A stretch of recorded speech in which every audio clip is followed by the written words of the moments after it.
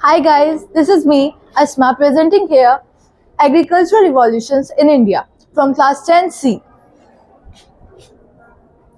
तो सबसे पहले इंट्रोडक्शन के ऊपर अगर हम बात करते हैं तो India is an agricultural country as you well know, और एग्रीकल्चर हमारी इंडिया की इकोनॉमी का बैकबोन है। एग्रीकल्चरल रिवॉल्यूशन का मतलब है फार्मिंग के मेथड के अंदर बड़े और इम्पोर्टेंट चेंजेस। ये क्या करता है, एग्रीकल्चर रिवॉल्यूशन क्या करता है, ये फूड की प्रोडक्शन को इंक्रीज करता है और फार्मर्स की इनकम को भी इंक्रीज करता है।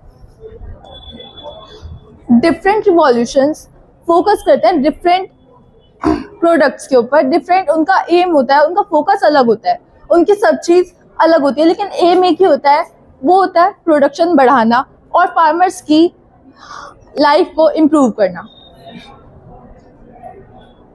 अब देखते हैं एग्रीकल्चर रिवॉल्यूशन होता क्या है। Use of new technology in agriculture, improved seeds and irrigation, scientific farming methods, increase in productivity. हम एक एग्रीकल्चर रिवॉल्यूशन लाने के लिए इन सब चीज़ों का इस्तेमाल करते हैं। लाइक हम सीड को अलग अच्छे तरीके से यूज़ करते हैं और अच्छे सीड्स का यूज़ करते हैं, उनको और इम्प्रूव करते हैं। मतलब हमारी जो फार्मिंग के मेथड्स हैं उनको और ज़्यादा इम्प्रूव किया जाता है। बेसिकली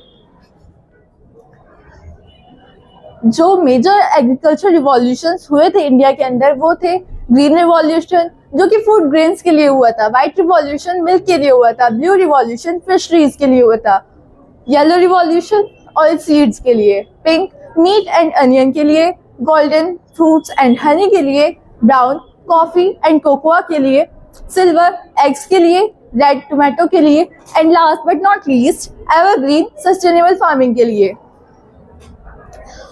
अब हमारे चैप्टर के अंदर सबसे इम्पोर्टेंट रिवॉल्यूशन है ग्रीन रिवॉल्यूशन, जो कि 1960s के अंदर स्टार्ट हुआ था, और इसके अंदर सबसे मेन फोकस इसका रहा था कि व्हीट और राइस को इम्प्रूव करें और उसकी वैरायटी को और ज़्यादा अच्छा करें और उसका प्रोडक्शन बढ़ाएं।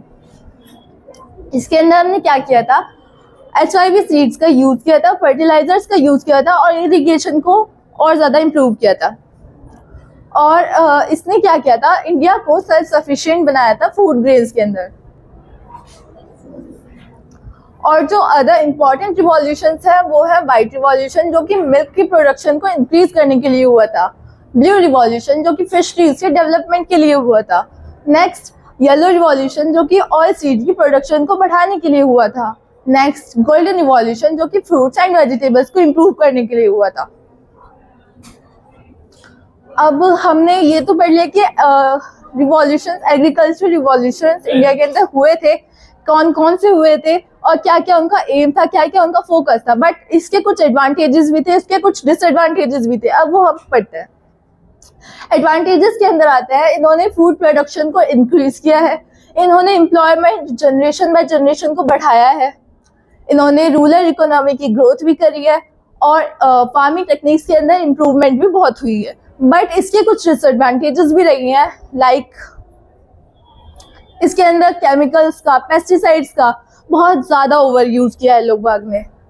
सॉइल ने अपनी फर्टिलिटी खो दी है और वाटर स्कैर्सिटी भी बहुत हुई थी। बट सबसे मेन कारण जो था वो स्मॉल फार्मर्स जो थे वो इफेक्ट हुए थे इससे बहुत ज़्यादा।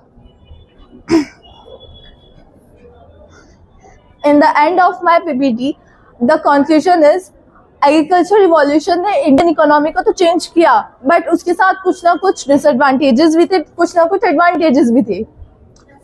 उसने एग्रीकल्चर रिवॉल्यूशन ने हमारी इंडिया की इकोनॉमिक ग्रोथ को भी बढ़ाया और फ्यूचर के लिए जो सबसे ज़रूरी है, जो सबसे बेटर है, जिसकी हमें ज़रूरत है, वो है सस्टेनेबल फार्मिंग।